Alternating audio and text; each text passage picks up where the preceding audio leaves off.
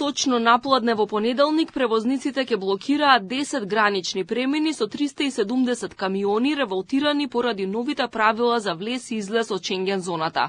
Затворени исклучиво за товарен сообраќај ќе бидат премините Деве Бајр, Делчево, Ново село, Дојран, Богородица, Меджитлија, Ќафасан, Блато и Блаце, а Табановце Прешево ќе биде затворен од српска страна.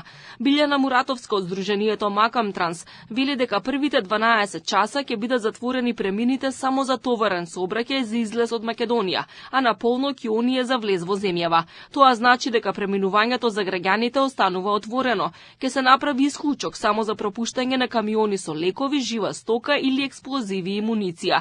Планот е протестите да продолжат во текот на следните 7 дена. Целосна блокада на граничните премини од утре почнува и во Србија, Црнагора и Босна и Херцеговина.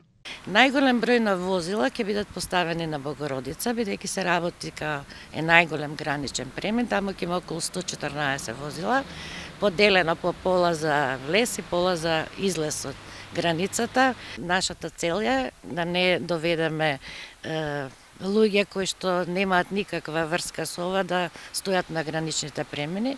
Досега се депортирани над 300 возачи од овие држави со прекувремен престој во Шенген зоната.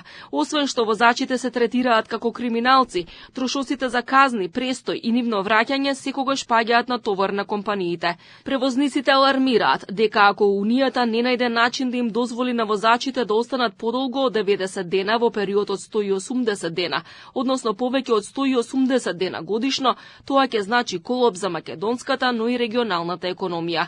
Значително ќе забави превозот на репроматеријали, суровини, техничка роба и стоки за широка потрошувачка.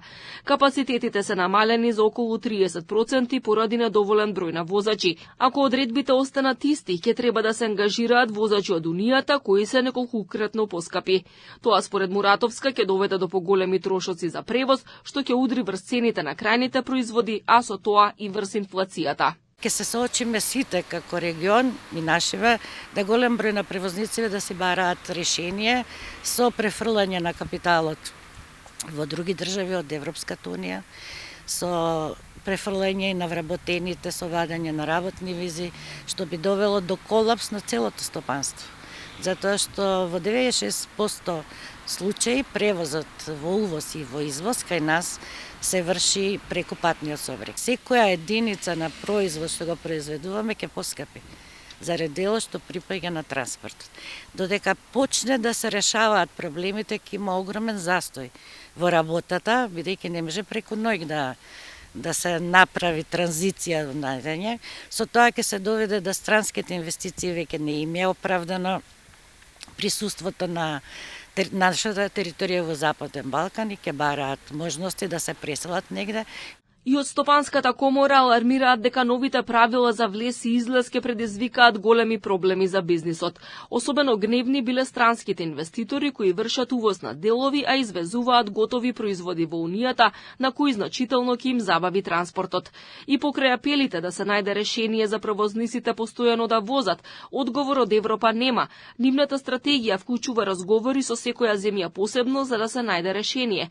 Вице-премиерот и министер за транспорт Александар Николовски вели дека владата е на страната на транспортерите и сериозно го сваќа проблемот. Речиси цела година се преговарало со Унијата, но не наишле на разбирање.